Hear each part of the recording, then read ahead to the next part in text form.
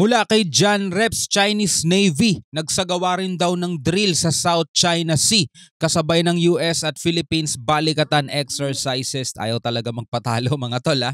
Nakikipagsabayan ang China mga kapatid. Ito ang panonoorin natin mula kay John Reps. Siyempre huwag mong kalimutan mag-subscribe sa kanyang YouTube channel. Nakalagay po ang link sa ibaba. At kung bago ka pa lamang dito at trip mo yung mga ganitong klaseng reaction video and commentary kung saan ay pinag-uusapan natin ang mga balita, mga nagaganap ngayon sa South China Sea, sa West Philippine Sea mga tol, at ang ginagawa ng China na patuloy na pagkamkam sa ating mga nasasakupan. Ito po ang ating pinag-uusapan ngayon. Para maging aware tayo lahat, no? Syempre, huwag mong kalimutan mag-subscribe. Click mo na rin ang notification bell para ma-notify ka pag may mga bago tayong reaction video tulad nito. So huwag na natin patagalin pa. Panoorin na natin to mga tol.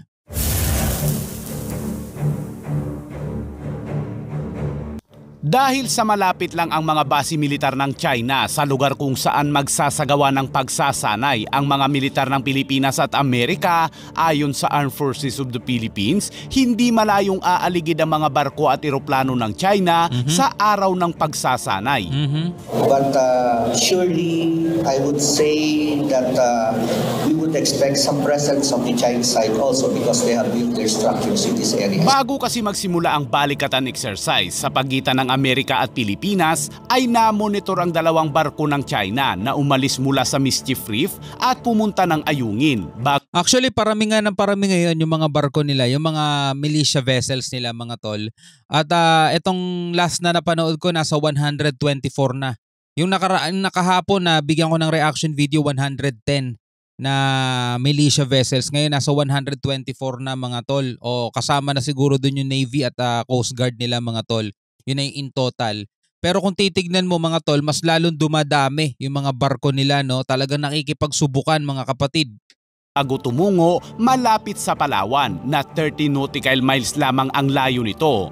Ayon kay Ray Powell, kakaiba ang ikinikilos ng China. Since that this is probably some kind of a demonstration, again, a reminder to the Philippines that China will remain aggressive even though the Philippines is in the middle of its big exercise. Maybe that China figures during Balikatan is the time to do this, to make sure that the Philippines knows that once the Americans go home from their exercise, that China will very much still be. Noong araw din kung saan Grabe mga agresibong aksyon ng China mga tol.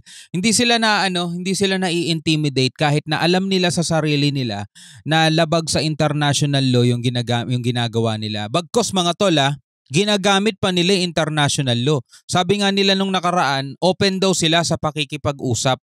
Bukas daw sila sa pakikipag-usap, sa mabuting usapan, pero hindi daw nila ikukonsinte o hindi raw nila kukonsintihin yung pagbaluktot sa international law. Biruin mo, ginagamit nila international law. Hindi daw nila kukonsintihin ang pagbaluktot sa international law. Samantalang sila ang gumagawa nun. Diba? Hindi nga sila binabaka pa ng international law sa kanilang mga claim, katulad ng UNCLOS mga tol. Though nakapirma sila doon, pero hindi nila nirerespeto ultimo sarili nilang pirma. Diba? Nakapirma sila doon. Tapos 200 nautical miles ng Pilipinas ayaw nilang kilalanin. At ayaw rin nilang kilalanin yung dahig, yung ruling mga tol, yung 2016 arbitral ruling. Ayaw nilang kilalanin yun. O diba doon pa lang makikita mo kung sinong rito, kung sino ang talagang punot dulo ng mga tensyon. Nihatid ng Indian Air Force ang mga BrahMos supersonic cruise missile sa bansa ay namonitor din ang isang WC-7 o Soaring Dragon drone ng People's Liberation Army na lumipad sa taas ng West Philippine Sea. Matindi ang galit ng China sa mga isinasagawang military exercises sa Pilipinas kasama ang mga kaalyadong bansa nito. Kaya't sa unang araw ng balikatan ay sinabayan din ito ng China ng isang combat capabilities exercise.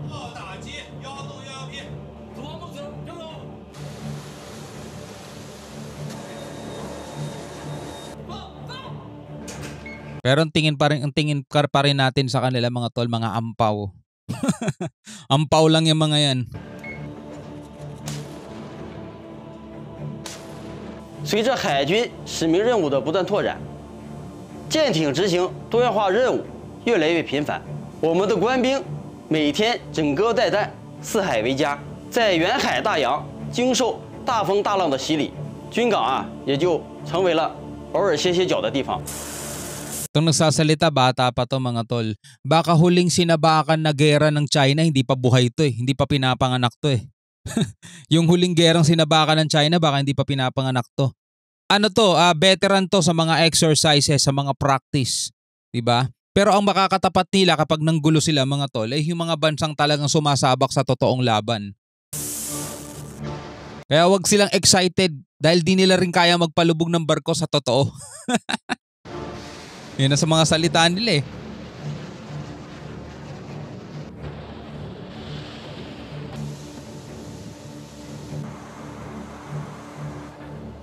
Strengthening the combat capabilities of China's aircraft carrier fleets.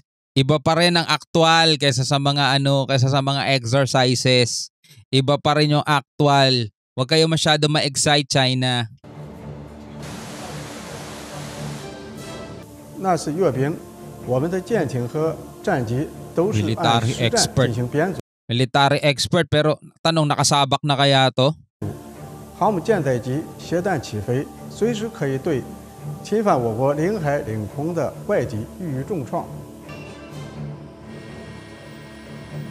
Dadalhin lang ni Xi Jinping yung buong China sa kahihiyan mga tol. Ang pinaggagawa nila. Kasi talagang kahit saan tignan mo no, wala talaga silang panalo. Sabihin natin oo malakas yung kanilang sandatahan, malakas. Pero di hamak na mas malakas ang buong mundo na uusig sa kanila mga tol. Wala silang tatakbuhan. 'Di ba? Si Jinping pwede pang kasuhan ng international law dahil sa kapag nag-utos siya ng gera sa ganong kadahilanan mga tol, pwede siyang arestuhin dun.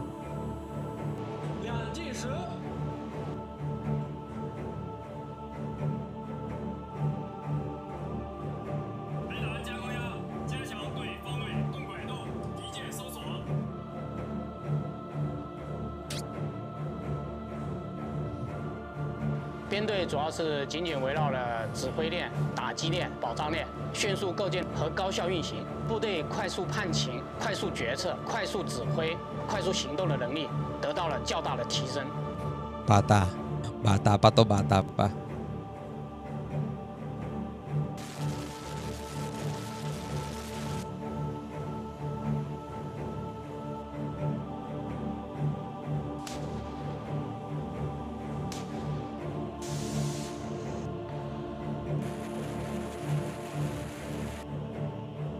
So itong ginagawa ng China niya mga kapatid, malinaw na muscle flexing din yan eh. Pero mo sasabayan mo yung matagal nang napagplanuhan at matagal nang pinaghandaan na mga military exercises, balikatan exercises ng US at saka ng Pilipinas. At meron tong 14 countries na observer. Ibig sabihin talagang ito yung na-organize na. Kumbaga sa isang event, na-organize na tong event na to, na plano na talaga. Tapos ngayon, ang feeling kasi nila, pinapakitaan sila ng muscle flexing nga tawag nila di ba? Kung ano yung ginagawa nila mga tol, ginagawa nila sa Taiwan, di ba? Pinaparadahan nila ng mga barko yon, submarine, kala mo talaga gigerahin eh. Ginagawa nila yan muscle flexing, pati rito sa Pilipinas ginagawa nila yan. O ngayon, sa kanila pinakita, nag-iiyak sila mga tol. Nag-iiyak. 相比以往，现在的舰艇信息化程度更高，技术也更密集，当然对官兵的综合素质要求也更高。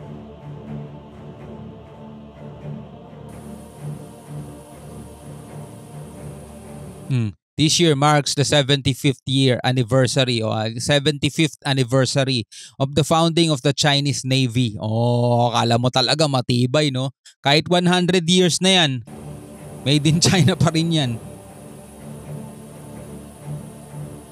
The Navy has experienced more than 1,300 battles and completed a series of glorious battles. Walang yan. Wala namang naipanalo yan eh.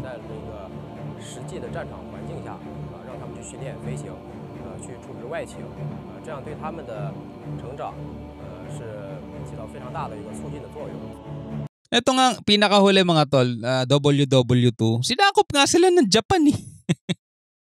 Di ba ang China sinakop din ng Japan yan? Di ba? So ito, putulin na natin mga tol, puro pagyayabang na lang to ng China, wala naman yung mga yan eh. Hindi nga nila magalaw-galaw yung Taiwan na patagal na nilang inaangkin eh. Well, anyway, kung ikaw ay bago pa lamang mga kapatid at ngayon ka pa lamang nakabisita rito sa ating bahay, ay huwag mo kalimutan mag-subscribe. Click mo na rin ang notification bell mga tol. At syempre, sana ay huwag mo kakalimutan na i-share itong ating mga reaction video. Click mo na rin yung like mga tol para mas may recommend pa siya ni YouTube. At dumami pa yung mga Pilipinong mabubuksan ng kaisipan at ang kanilang mga paningin sa kung ano ba talaga ang nagaganap at nangyayari mga tol at para mabawasan naman yung mga pro-China. No? So hanggang sa muli, ako nga pala si Shobaldi. Peace out.